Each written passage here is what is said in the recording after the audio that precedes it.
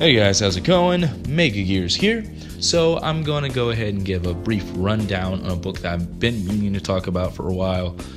People have heard of it, but I don't think many people have been reading it, or they're just waiting for the second book to come out, or just wait for a trade or collection. Really would be a collection because it's not a comic, it's more of a book one, book two type of deal. And that is Batman Dark Prince Charming. I like it because it has this kind of Batman Arkham Knight game aesthetic to it, but that's the some of those little bits and pieces.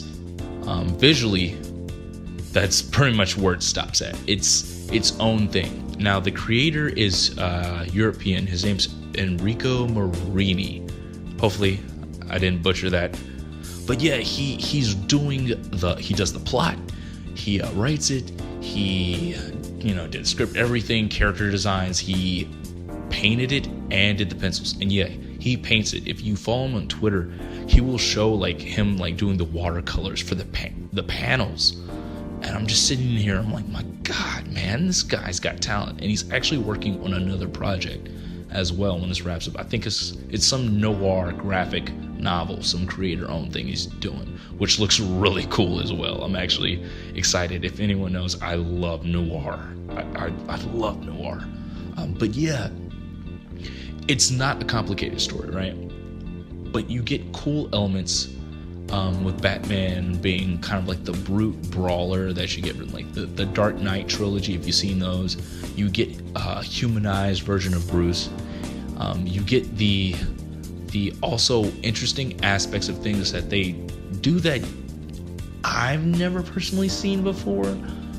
You get an interesting relationship with Batman and Catwoman. They know each other. They know that from the way it's been written, they know each other's identities and everything. So if you're reading Tom King's Batman, that's familiar territory. They're not in a marriage or anything like that, so that's not in there. And it's not in continuity. So if you haven't been reading Batman, you're like, I feel like I have to commit and read all these other books. You don't have to. This is probably the perfect book for you. If you don't like Tom King's Batman, because I know it's really divisive. I've never really met anyone that is kind of I'm kind of indifferent to Tom King. I like some of his stuff. I'm not crazy about his other stuff. I'm not a huge fan, but I don't mind it because I have Detective Comics, and that's my Batman book. I know it's a Bat Family title, but hey, I love Detective Comics. It's amazing. If you're not reading out, you're missing out. But yeah, it takes some of those elements from Tom King's Batman, in which just humanizing Bruce, but it does it in a different way. He's not Tom King, so he writes it in a way where, for instance, right, Batman's chasing down the Joker, right? Joker's being Joker. He stole some money. He did something, right? But there's a thing in here where a character's introduced, and apparently Bruce has a child, right?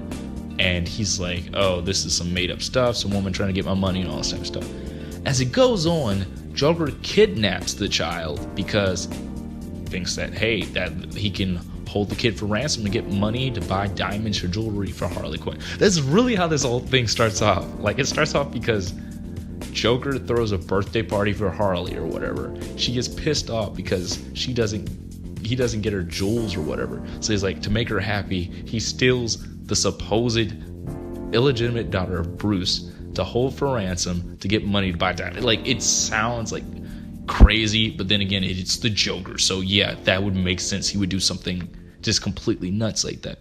But it's funny, it takes a little bit of an interesting point or just a way that it's done. It turns it in which Bruce kind of becomes unhinged. He's going hunting down Killer Croc. It shows a moment and he hunts down, he tears Gotham apart, right, to find this kid. So you're like, okay, it seems like Bruce believes that's his kid. So that's never been a thing I've seen in which Bruce has an illegitimate daughter. Yes, we know Damian Wayne, but it's different because Damian Wayne's the son of, grandson of Ra's al Ghul and the son of Talia al Ghul and all this type of stuff, and they've had a romance before. It's different from oh yeah, Bruce had this fling being Bruce to cover his identity, or just be Bruce, this stuck up, spoiled persona.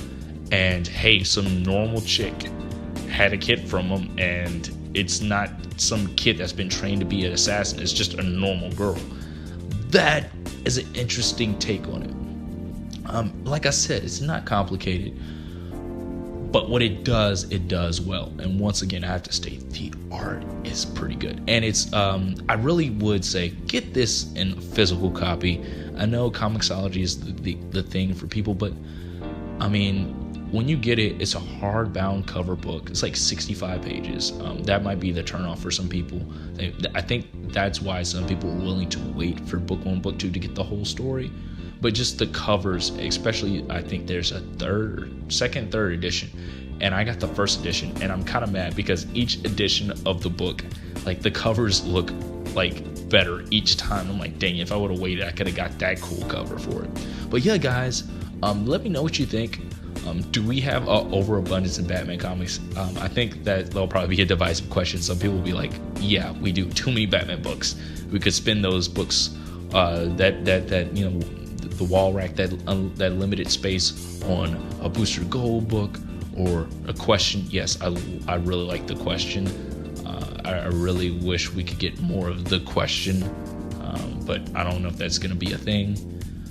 They want other titles. But yeah, let me know what y'all think. Like, share, comment, subscribe, and check to see if you still are subscribed. I've kind of had a couple weird situations where I've seen people subscribe to me, and I'm like, I think you were already subscribed, and I saw the numbers kind of like drop.